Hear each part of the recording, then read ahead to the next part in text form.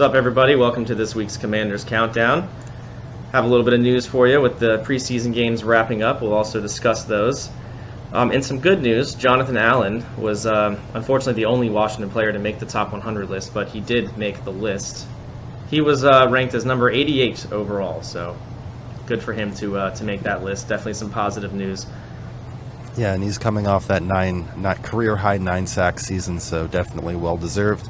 I'm a little surprised that he was the only player. Obviously they have Terry McLaurin on the team. Kind of surprised that, because I think he's a top 5 wide receiver, so kind of surprised he didn't make it. But you got Montez Sweat as well. He's also very good. So, but yeah, it is at least John Allen got on there. I'm happy to at least. But see congrats one on to there. John Allen. Absolutely. And in some unfortunate news, it seems like we can't catch a break sometimes. We did cover this a little bit in the main show, but Brian Robinson Jr. was shot multiple times due to a carjacking or robbery. They're not entirely sure what it was. But luckily they were non-life-threatening injuries. He was shot in the glute, or the ass, as well as the lower leg. We haven't seen exactly if there's damage from any of those that'll be lasting, but so far the outlook is positive. Ron has posted that he spoke with him and he's in good spirits. The doctors told him that things are good. He got out of surgery and everything was good. So, and Ron expects that he might be back even this year to play. So that's what we all really would like to see, hopefully. Yeah, that would be the most ideal situation. As soon as you heard about that, or as soon as I heard about that, the first thing I thought was obviously the Sean Taylor situation. So, very happy that it's non-life-threatening. And yeah, great news that he could even potentially come back and, there's been no timetable given now, but Ron thinks that there's a chance that he could potentially come back and play football this year.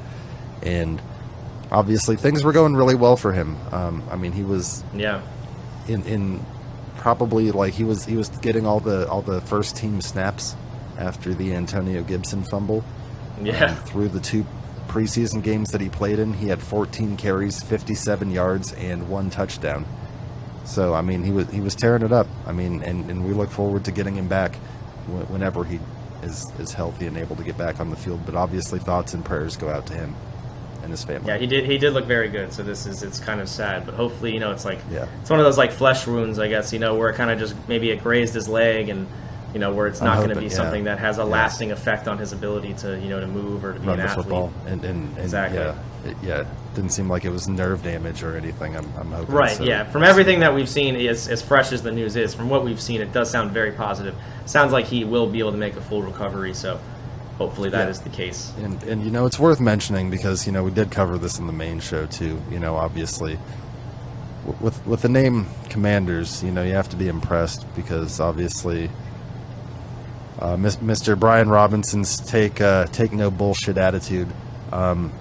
We will also mention, I know we mentioned this earlier, that the 2 carjacking suspects did flee the scene on foot.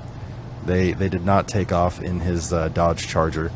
So he ended up defending himself against 2 armed suspects, and obviously pretty badass guy. Obviously we wish him a speedy recovery. Yeah, it's very grateful. It's not life-threatening. It seems to be minor as I guess a gun, 2 gunshot wounds can be. Yeah. It seems like it. He might even play this year. It's like, well, shit. Yeah. As soon as I read that, I was like, oh wow, shit, that's insane. That would be awesome. Yeah, he must have gotten pretty lucky with the way the bullets hit him. They haven't explained what it was exactly or how they hit him, but I have to assume it has to be something where it didn't go deep into his body. Very fortunate. Absolutely. Very lucky. Yeah. Yeah. In some other better news, we'll go from good, bad to good again. Sonny Jurgensen, number 9, is to be retired this week. Not this week, I'm sorry. This year, Week 18 versus the Cowboys, the last game of the season. They have that planned, which I think is great. He's one of the best Redskin quarterbacks of all time. Right. Yeah, he, for anybody that doesn't know, obviously it was before Nick and I's time. Somebody that actually played in the same time period as Len Dawson from the 60s to the... Actually, he played forever. He played 18 years. He played from 57 to 74. And he was the Washington Redskins quarterback from 1964 to 1974. So 11 seasons. Yeah. I can see why they'd want to Absolutely. retire his number. I mean, we haven't had a lot of long-term quarterbacks like that.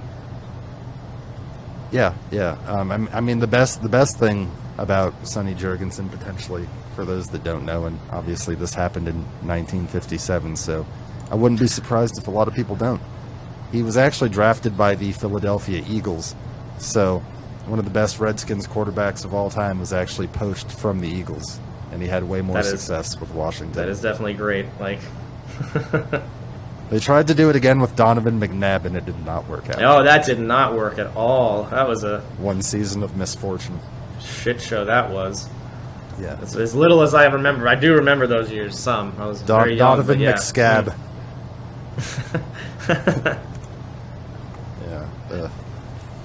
Yeah. Yeah. So But yeah, that's number 9, basically getting his number retired, Week 18 against the Cowboys. Hopefully, it's a win.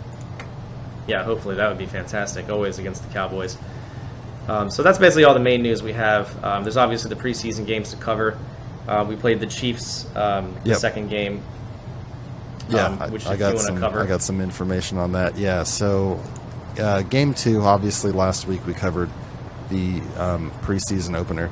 So this is game 2 of 3, and we're gonna, also we're not gonna get too far into this, but I did just want to talk about a few of the players that stood out. So in game 2, which did end up as a 24-14 loss to the Chiefs, unfortunately, but it's preseason, so can't get too hung up on that.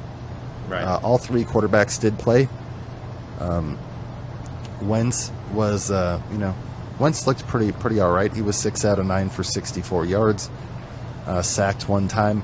Heineke, I think, looked best of the group in game 2. Agree. He was 9 out of 12 for 83 yards, and he threw the 1 touchdown pass of the group. It was a beautiful pass to Cam Sims. I don't know if you saw that. I assume you did. Yeah, I did. Very nice. Yeah. So it was a gorgeous pass. It was an awesome pass. Like, it was right where, and in the end zone you want to throw it to where only your guy can get it. So he did. Yeah, that was like a perfect pass. Like Yeah. It's always exciting to watch him. I don't know what it is, but. And then Sam Howell also played after he tore it up in game 1. He definitely didn't play quite as well in game 2. He was 10 out of 18 for 122 yards, no touchdowns, 1 pick, and sacked twice. So yeah, like we said, Taylor definitely looked the best of the 3 quarterbacks on that day. Brian Robinson Jr. was the leading rusher with 8 carries for 31 yards. Gibson had another rough day, 2 carries for 3 yards. Exciting, though. That's why he's going to be returning kicks from now on, at least for a while. Well, I mean, yeah, who knows if that's going to change now with Brian Robinson getting injured. Yeah, I guess I should have put those two together. I guess he's going to be definitely back Gibson's starting, going most to likely. automatically revert back to being your top running back. So yeah, that's true. But yeah, that kind of leads into what I want to talk about with the Ravens preseason game, which I can't even believe it was a 2-point game. Given the Ravens 23 win record, I did not expect that. But Sam Howell played the entire game. Actually, try to win in the preseason, which is shocking. Yeah, I don't know why they care about that at all. But overall, though, Sam Howell looked good the entire preseason. He did get to play the entire last game, albeit against backups. But his overall stats were 43 of 69 for 547 yards, 1 touchdown, and 1 interception. And he also had 94 rushing yards and 2 touchdowns during the preseason games. So it's 4 touchdowns total with the rushing touchdowns. Okay. Yeah, not bad. Not bad at all. I know that he did get sacked 5 times, so I think a total of 7 times between those 3 games. But, it's obviously he wasn't playing behind the ones on the offensive line, so exactly can't expect too much. You don't know how much that's him or the line, because he's pretty mobile, like Taylor is. So you'd expect with a sufficiently good line, he's not going to get sacked that many times. So hopefully that wasn't his ability and it was theirs. Yeah, I saw him get out of trouble a few times, so it probably was more just like suspect play on the line. Like I know Sadiq Charles has been having a rough camp, and people were saying Chris Paul was having some trouble as well. So we'll have to see. Obviously, we're coming down to the final cuts. of the Tuesday. So that tomorrow will be when teams have to trim the roster. So we've seen a lot of players released today. A lot of teams are releasing players to get down to that 53 man final roster. And then they have I think it's a day or two to fill out the practice squad. Mm-hmm. Yeah, but then worth mentioning. Go ahead. No, you go ahead. I was just going to briefly, because he's the first round pick, I was going to say in game 2, after he got shut out in game 1, Jahan Dotson had 2 catches for 23 yards against the Chiefs. Oh, that's right, because we didn't get to see him at all in the first game. Yeah, he got shut out. I don't think... No, he didn't catch anything in game 3. De'Ami Brown was their top receiver with 2 for 42. Was he targeted? I don't know that he played. It doesn't look like he played, honestly. That's what I would think. Yeah. God, De'Ami Brown's been awful. He hasn't been good at all. Yeah, it looks like the receivers they played in that game were the guys that are on the bubble. So De'Ami Brown, Markin Michelle, who's Sonny Michel's younger brother, who got cut today. Yeah, who also got his brother's going to probably get cut too. Dax Milne. Matt Cole, Alex Erickson. I'd say, you're figuring out who that 6th receiver is going to be. And Dax Milne probably going to still be there. Either Dax Milne or De'Ami Brown. I mean, one of those guys. I think it'll be more Dax Milne than De'Ami Brown. He's not looked great. Yeah, Alex Erickson and Dax Milne are pretty similar. So, I mean, if they end up we'll have to see. I mean, I know they brought in Alex Erickson because they like his ability to return kicks. But we'll have to see. And then they also signed a new tight end, Kendall Blanton, who was released off the Rams roster. He had 1 catch for 18 yards against the Ravens. Never heard of that guy. But yeah, he was probably brought in to kind of fill out the room at tight end. But I think they've got pretty good players at tight end now. I mean, obviously, I know Cole Turner, their rookie, has been banged up. But obviously they've got Logan Thomas coming back. They've got John Bates. Yeah, we need Logan Thomas back, really, mainly. That's the main thing.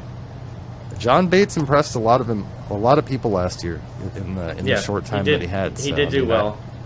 A guy that came in and you thought he was just going to be able to block, and I mean he ended up being a pretty good pass catcher as well. Yeah. Still need Logan Thomas back, but you're not wrong. Oh, for sure, yeah. He's if anything, he's a complimentary player. He's definitely not. It's like with us. It's like Kittle, and yeah, exactly. That's what I was going to say. Just same kind of thing. When we have to start Ross Dwelly, it's not a great game, but it's like it's good to have him as a complimentary player. Yeah, with Kittle, he's good. He's great. It's nice to have him there, but if he's the starting tight end, you're like, because Kittle, like Logan Thomas, he draws the coverage. He's going to draw the coverage, and then Dwelly and Bates are going to get those opportunities. Yeah.